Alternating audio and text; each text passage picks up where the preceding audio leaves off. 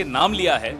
2021 में उन्होंने सिर्फ इतना कहा था कि आरएसएस के एक वरिष्ठ नेता मेरे पास आए थे और कोई डील लेकर आए थे। 2021 में जब इन्होंने ये खुलासा किया, अक्टूबर 2021 की बात थी कि 300 करोड़ रुपए की घूस की पेशकश आरएसएस के एक वरिष्ठ पदाधिकारी ने उनको की थी। तब राम माधव ने आगे बढ़कर कहा था कि ये इशारे में मेरे लिए कह रहे हैं, मैं कानूनी कार्रवाई करूंगा।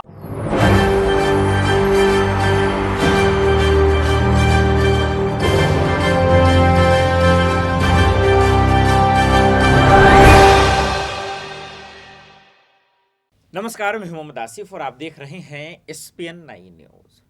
300 करोड़ किसने किसको दिए, ये जानने का वक्त अब आ गया। नाम इसलिए मैं नहीं ले रहा हूं क्योंकि आपको रिपोर्ट के माध्यम से बताऊंगा कि आज सोचिए कि एक तरफ जहां आज के युवाओं के पास, मिडिल क्लास के पास, गरीब तबकों के पास पढ़ाने के लिए या खाने के लिए पैसे नहीं हैं, बिजनेस करने के लिए पैसे नहीं हैं, लोन ले तो फिर उसका क्या हाल करते हैं अधिकारी, वो आप बेहतर तरीके से जानते हैं। इतने सबूत मांगते हैं माफ कीजिए, इतने सबूत मांगते हैं कि वो पूरे भी नहीं कर पाते हैं। दरअसल आरएसएस और बीजेपी मिलके क्या खेला किया है, किस तरीके से किया है। अडानी का खेला तो आपने देखा, अपने राहुल गांधी को उसकी सदस्यता बर्बाद हो गई उसके चक्कर में। लेकिन अब वक्त आ गया है कि एक और 300 करोड़ के घोटाले का जानने का।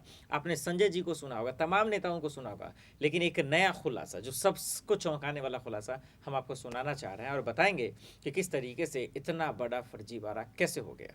सतपाल मलिक जी एक संवैधानिक पद पर आसीन थे अभी कुछ वक्त पहले तक। एक बहुत महत्वपूर्ण खुलासा नाम लेकर कर रहे हैं। आरएसएस के एक वरिष्ठ नेता राम माधव का उन्होंने स्पष्ट तौर पे नाम लिया। प्रधानमंत्री के करीबी से जुड़े हुए ये शब्द सतपाल मलिक जी के हैं। इस इंटरव्यू में तो उन्होंने पूरा खुलासा करके नाम लिया है। 2021 में उन्होंने सिर्फ इतना कहा था कि आरएसएस के एक वरिष्ठ नेता मेरे पास आए थे और कोई डील लेकर आए थे। 2021 में जब इन्होंने ये खुलासा किया, अक्टूबर 2021 की बात थी कि 300 करोड़ रुपए की घूस की पेशकश आरएसएस के एक वरिष्ठ पदाधिकारी ने उनको की थी। तब राम माधव ने आगे बढ़कर कहा था कि ये इशारे में मेरे लिए कह रहे हैं, मैं कानूनी कार्रवाई करूंगा। आज 2023 की अप्रैल है। क्या कानूनी कार्रवाई की राम माधव ने? अगर की तो आप सबके माध्यम से साझा करें वो जानकारी। ये सवाल उठाते हुए उन्होंने ना केवल राष्ट्रीय स्वयंसेवक संघ का नाम लिया, उन्होंने प्रधानमंत्री का भी नाम लिया है। ये छोटी बात नहीं है, बहुत गंभीर बात है, क्योंकि सतपाल मलिक कोई कांग्रेस के नहीं हैं।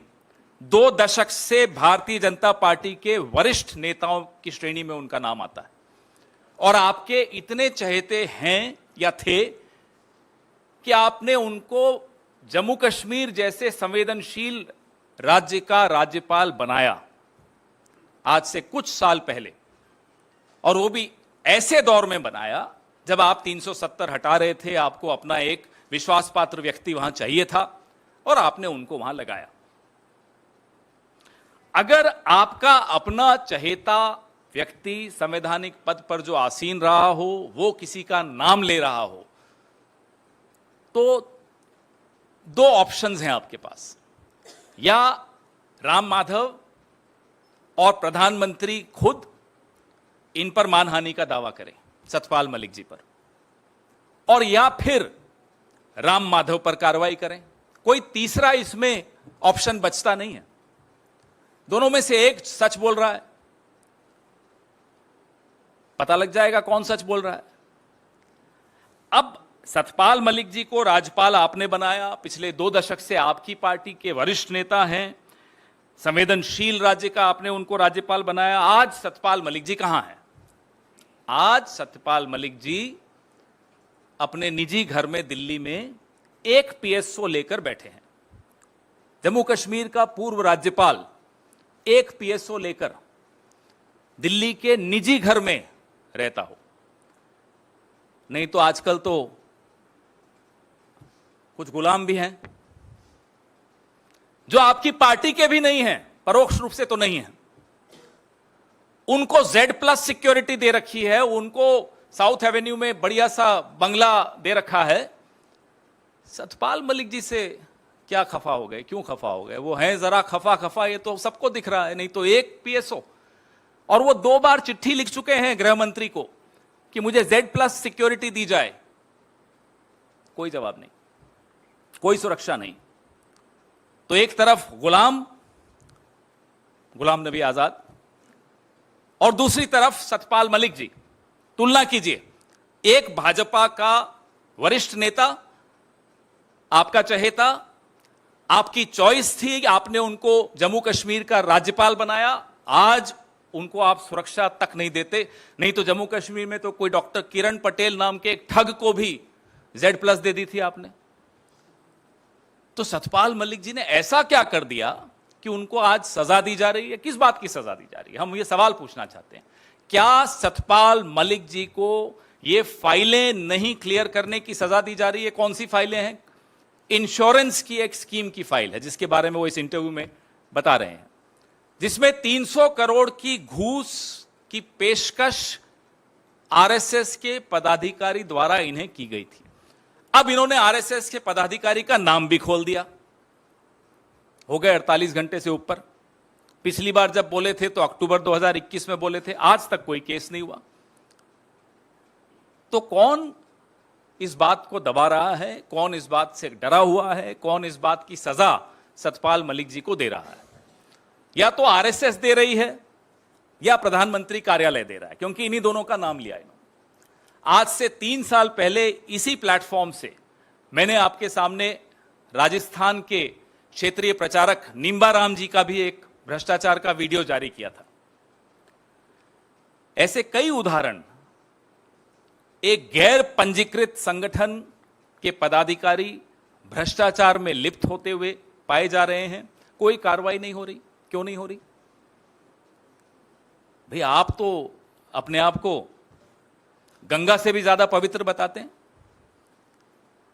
आप खुद पंजीकृत नहीं हैं और हर मंत्री के यहां एक PS या OSD संघ से आया हुआ है। कोई फाउंडेशन है संघ की, उससे आपने एक एक PS और एक एक OSD बैठा रखा है हर मंत्री के यहां। क्यों बैठा रखा है बताइए? क्या इसी तरह की डील्स करने के लिए बैठा रखा है? हम जानना चाहते हैं। या मंत्री पर नजर रखने के लिए कि कहीं वो अकेला डील ना कर दे? ये क्या हो रहा है इस देश में?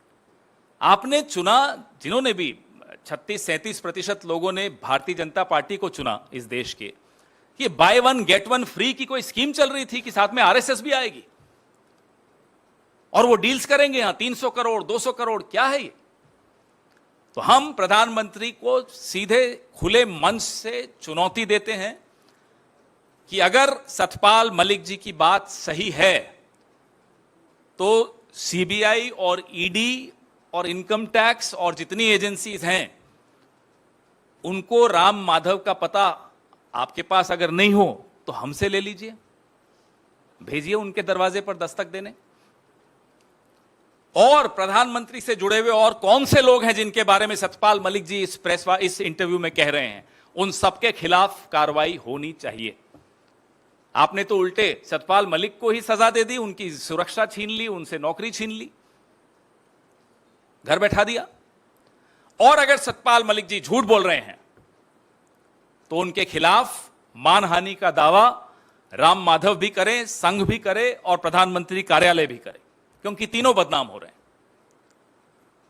यह खुली चुनौती है और अगर इस चुनौती पर यह चुप हैं तो आप समझ लीजिए कि जिसको सजा देनी थी उसको सजा दे दी, जिसको बचाना था उसको बचाया जा रहा। आपने देखा बयान को? किरण पटेल आपका याद होगा, PMO का फर्जी अधिकारी बनकर घूम रहा था। क्या हुई? ज़्यादा से ज़्यादा गिरफ्तारी हुई। क्या कोई सच हम सबको समझ में आया? सिस्टम की लाचारिता का कोई हक कोई परवाह हम लोग को समझ में आया? और अब देखिए इतना बड़ा घोटाला का खुलासा कर रहे हैं कि इसकी जांच होगी, और इसकी जांच कौन करेगा? एजेंसियां ही करेंगी ना। लेकिन मोदी सरकार या बीजेपी के मंत्री नेता क्या कहेंगे? भाई आप सबूत ला के दो। विपक्ष सबूत कहाँ से ला के देगा?